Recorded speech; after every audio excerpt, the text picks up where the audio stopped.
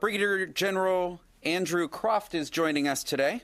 General Croft is the Deputy Commanding General for Air and the Joint Air Component Coordination Element. He's been in Baghdad now for more than 10 months, working in the headquarters of the Coalition Joint Force Land Component Command, or as you've probably heard, CJTF-OIR. His primary duty is to ensure the air component is effectively and efficiently supporting the counter-ISIS campaign in Iraq via careful coordination and use of surveillance, reconnaissance, electronic warfare, and strike aircraft. Additionally, he's a primary advisor to the Iraqi aviation forces, including the Iraqi Air Force, Army Aviation Command, and their Air Defense Command. In that capacity, he leads the effort to train, advise, and assist the Iraqi Air Forces to become more capable, professional, sustainable, and affordable. And one point I'd just like to make here, I know you've got many questions on Syria, but General Croft is Iraq-focused. If you have Syria questions, we can talk afterwards. And with that, General Croft, can you hear us, sir?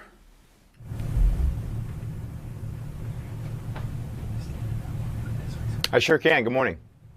If you'd like to start with your opening statement, sir. All right, good morning. You bet. Good morning, folks. Coalition air power in support of the Iraqi security forces has been extremely successful in the destruction of ISIS in Iraq. From the Herculean effort in Mosul to the rapid victories in Tel Afar, Hawija, and westward through the Euphrates River Valley, the coalition supported the Iraqis through the by, with, and through strategy. This strategy has been wildly successful, enabling the Iraqi security forces to reclaim their territory from a barbaric enemy while allowing the coalition to minimize its footprint in Iraq. It is now our job to enhance these capabilities within the Iraqi aviation enterprise, and we will do this through our Train, Advise, and Assist mission.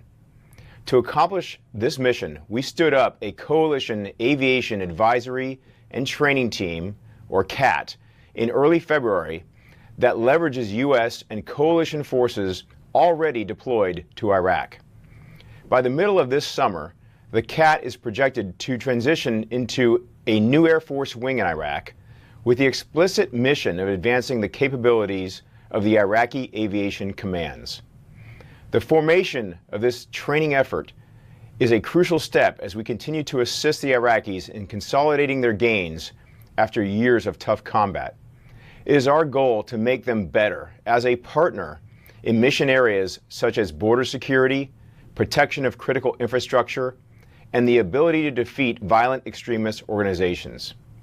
We will do this by working with pilots, technicians, and planners to increase the effectiveness in areas such as basic and advanced flight training, support to Iraqi ground forces, medical evacuation, aircraft maintenance, and logistics. The Iraqis have already achieved several milestones since the CAT stood up, including reopening their Air Force Academy in late February, and the Iraqi forward air controllers conducting a live fire exercise in early March, where they successfully called in training airstrikes from coalition aircraft for the first time ever. The story of the fight against ISIS from the air is one of success, as these recent accomplishments demonstrate, and we look forward to working closely with the Iraqi aviation commands to build on those accomplishments. Thank you, and I'll be happy to take your questions. Okay, thank you very much, sir. First question is going to go to Tom Bowman with NPR. Could you give us a sense of where ISIS is now in Iraq? Is it mostly out around Anbar, along the border with Syria? And also talk a little bit more about the numbers with this training effort starting in the summer. How many U.S. personnel will be involved? How many coalition personnel will be involved? ISIS numbers or locations first.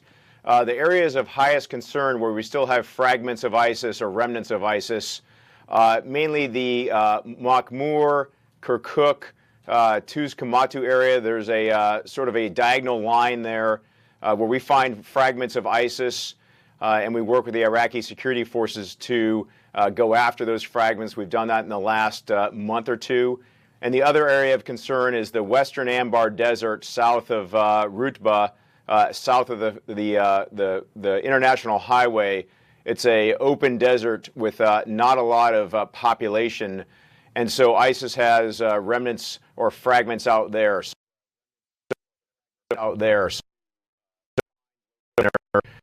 To find, locate, and either capture or eliminate those ISIS remnants. The second part of your question was the Coalition Aviation Advisory and Training Team. That is going to be the future Air Force wing. The numbers there for the people involved, it's about 350 U.S.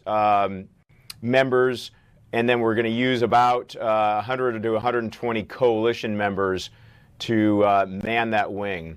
And what we're doing is, instead of bringing people in, we repurpose current airmen that are doing jobs in support of the combat operations, and as those combat operations drop off, we repurpose those airmen into that training environment, or if they're no longer required, we take them out of Iraq and send them home.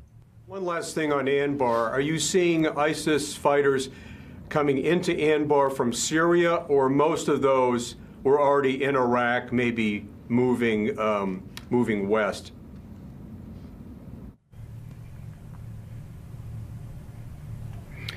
I think the numbers we find in the Anbar Desert, they're few. They are not coming from Syria that we're seeing, although that would be a concern in the future, and we're fully aware of that possibility. But the numbers that are out there, it is literally it's small numbers, and we think they are actually just existing or trying to survive out in the desert in those pockets or remnants that might be left. Okay, thank you very much. Lori Milroy, Kurdistan 24. Thank you very much, sir. When you say that there are Makhmur, Kirkuk, and Tuz Karmatu are the areas of highest concern for you regarding ISIS, has the situation deteriorated since October when Iraqi forces attacked Kirkuk?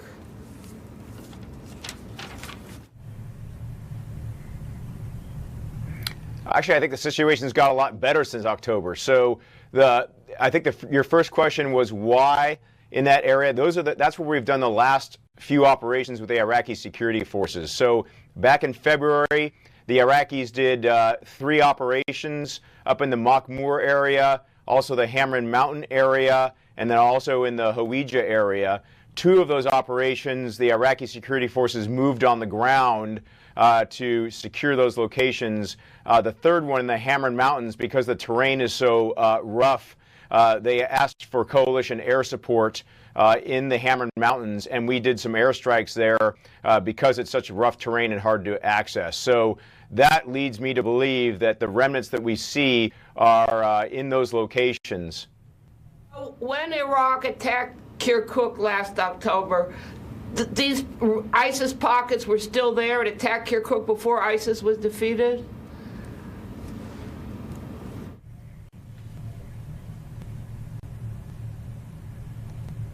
I'm sorry, can you say that question one more time, please? You seem to be saying that the Iraqi attack on the Kurds in Kirkuk occurred before ISIS was defeated in the places that you name. Is that correct?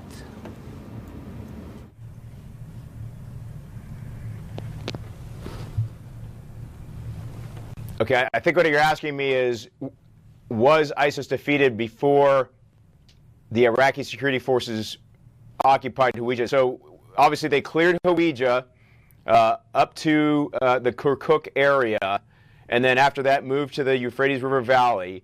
There are still remnants of ISIS in that Kirkuk to Makhmur area, which is why we did those operations with the Iraqi security forces in January and February, if that answers your question. What I am trying to get at is there are people who are saying that the Iraqi attack on Kurdish forces in Kirkuk has caused a deterioration in the security situation. Do you agree or disagree with that?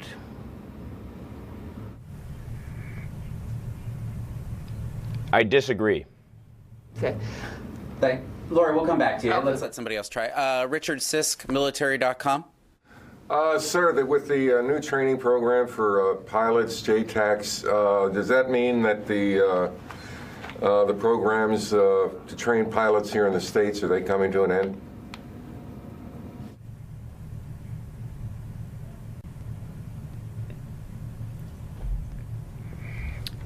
I'm sorry, I'm having trouble hearing that. I hear the pilots in the States. So we train the Iraqi pilots in the United States.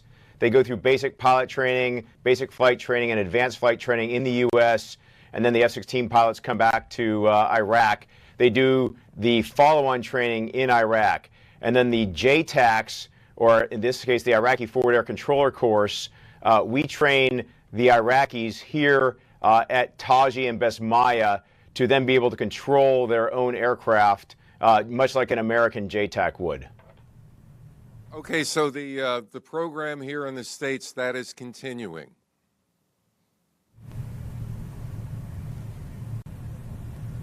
That is, yes. So we still continue to train Iraqi pilots in the States at our pilot training bases, and then the F-16 base in Tucson, Arizona. That gets them through basic qualification in the F-16. Then they come to Iraq, and any follow-on training they do, let's say a flight leader or somebody who would lead a larger formation, that training is done in Iraq at Balad Air Base. All right, then, the training at Balad. Can you give us an estimate of how many pilots will be training, how many JTACs?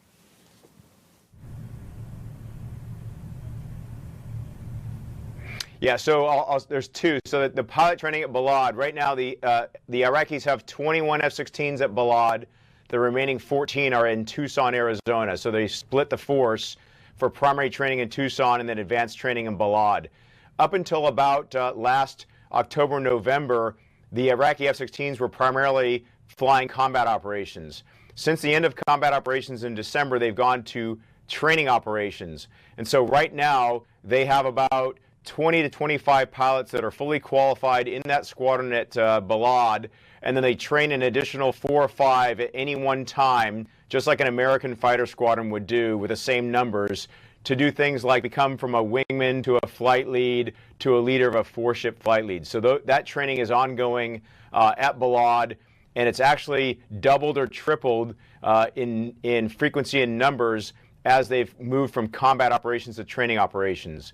For the forward air controller portion of the question, we do that, like I said, at Besmaya with coalition instructors. We just finished a course last week where we trained 12 forward air controllers, and we're starting another course on Saturday, this week on Saturday, where we're going to train an additional 15 air controllers. Each one of those courses lasts about 3 months, and it ends in live fly training. That training will happen in May, and then we'll start another course shortly after that in June. And so the Iraqis are trained in Iraq, and then they are supported by Iraqi aircraft and Iraqi helicopters in those training environments so that they can continue to do this if needed in combat operations. Next, we'll go to Lucas Tomlinson, Fox News. General, can you talk about Turkey's actions in northern Syria, particularly in Afrin, and how that's affected the fight against ISIS?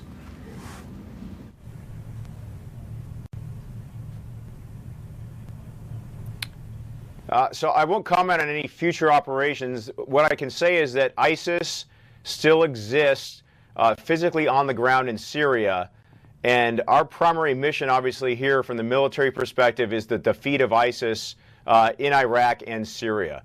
And we need to continue the offensive in both locations wherever they exist. The Afrin is quite a distance away from where ISIS is right now. They're primarily on the eastern border of Syria. So we are concentrating there as an air component in that eastern portion of Syria. So the actions in Afrin from the air perspective don't have that large of an effect on us as far as the ability to pursue the air campaign. And right now, in an operation in OIR right now, the majority of our air assets are in Syria in that fight against ISIS on the ground.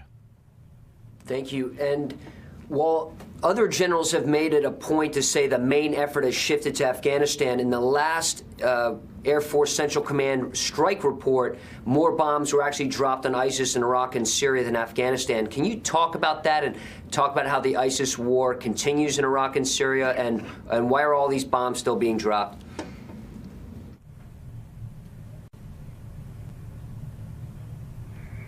Yeah, so I'll give you this number, that the number of bombs we dropped in Iraq and Syria last week was the lowest since the beginning of OIR back in 2014. So that is an indication that ISIS is totally fragmented and there's remnants in Iraq. At the same time, we are continuing to fight ISIS as required, as we find them in Syria. Some of the assets, as you mentioned, have been moved to Afghanistan as the fight there continues. We continue to fight and drop and strike as required when we find ISIS. The majority of the strikes happen in Syria versus Iraq, but the numbers have dropped off considerably here in OIR. Thank you. Thank you. I don't recall your name. I'm sorry. Hi, General Mark Selinger, Defense Daily. I have kind of a Washington-centric question. You're almost 6 months into the fiscal year. The defense appropriations bill just got enacted. Is there anything in that bill, money for munitions or F-16 upgrades, that is going to help you do your job?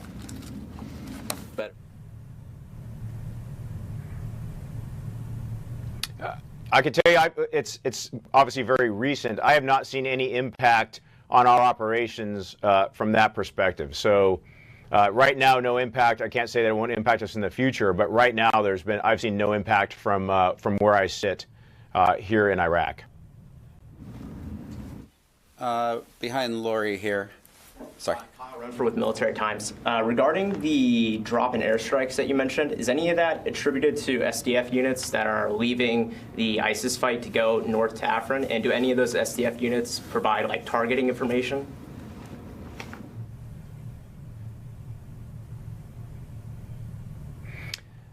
It's probably a factor of it's a function of multiple factors. One, as I mentioned, like I said, in Iraq, the strikes have been reduced considerably. And we need to continue to keep the offensive going against ISIS in eastern Syria. The SDF right now is, I would say that the tempo of operations has slowed a little bit on the offensive side of the house in Syria. But that's not to say that next week it's not going to pick up again. So it's hard to predict exactly what will happen in the next couple of weeks. But I will say from the air component perspective, we have put our majority of our weight of effort in the Syria fight, and that's where it needs to be to continue to eliminate that threat on the ground. And the effect in Syria obviously has an effect on Iraq, and we watch that very closely because the Iraqis would be concerned about any ISIS fighters or remnants moving from eastern Syria into Iraq if we're not able to end it right there. So that does affect the area that I'm concerned about primarily, which is the defense of Iraq and the borders and such, and the Iraqi government is fully aware of this as well. So it is imperative that we continue to maintain the offensive against ISIS. Okay, thank you very much. Courtney or Jack, do you have anything today? I can have one, actually. Okay, Courtney Kuby. Hi, this is Courtney Kuby from NBC News. Have you seen any kind of new air defenses in Syria by either ISIS or by the Russians or anything? Are they doing anything that is causing any kind of new threat? Or I'm sorry, I said the Russians, I meant the Syrians. Any new air defenses by the ISIS or by the Syrians that's causing any kind of a threat to U.S. aircraft over Syria?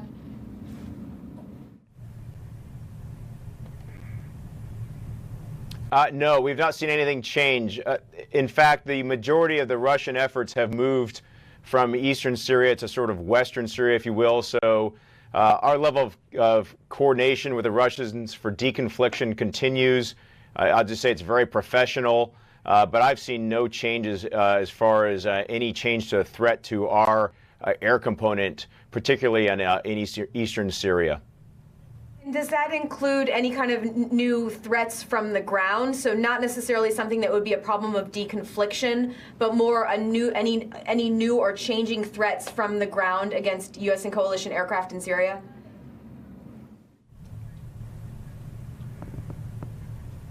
No, we've not seen that. So right now we have, like I said, quite a few assets over there. We have our strike assets there. We've got our surveillance assets over there. But again, we've not seen from the air component any increasing threat from the ground.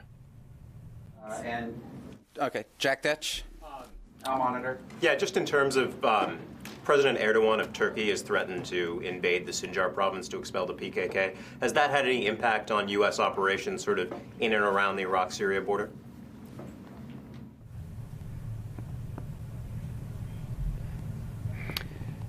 No, it has not. I've not seen any evidence that that's ever occurred. We've seen no change in activity up in northern Iraq from Turkey. Any actions the Turks would take in northern Iraq is something that the Turkish government obviously would coordinate with the government of Iraq. But I've seen no change at all in northern Iraq with respect to those comments that were made. And could the U.S. provide any assistance in terms of helping to expel the PKK from the air to Turkey in the future?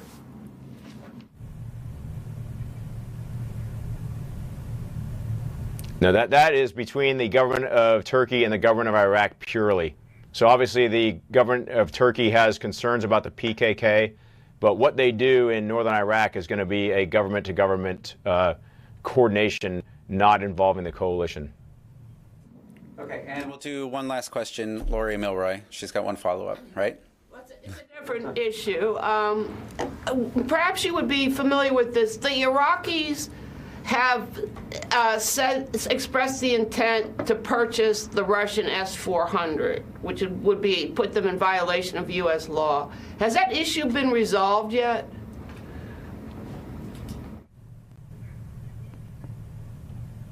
Yeah, I've only seen that in the open press. I've seen no evidence that that's going to occur. It's a very expensive, complicated system, but I see no evidence that that is actually going to happen. No one's consulted with you about that?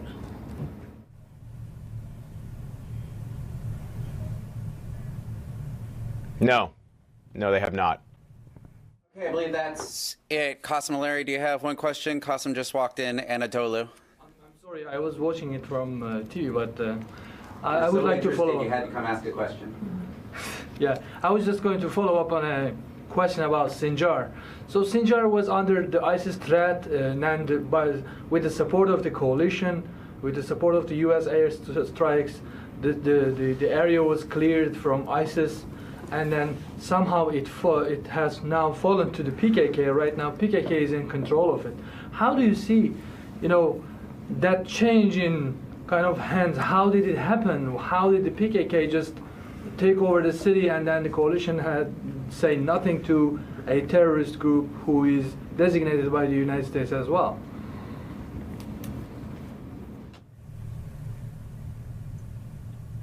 Yeah, so I don't know exactly where the PKK is in relation to Sinjar. I know they're in the vicinity of Sinjar, but as far as the exact locations on the ground, I couldn't tell you exactly where that is. From the air perspective, that is not an area that we are going to go into because it's a counter-ISIS fight that we're in. What happens in Sinjar is up to the government of Iraq to move forces as required to stabilize that area. Thank you. Okay. Anybody else? Going once? Going twice? Okay, General Croft, thank you very much. Appreciate your attendance, and everybody have a great day. Thanks. You bet.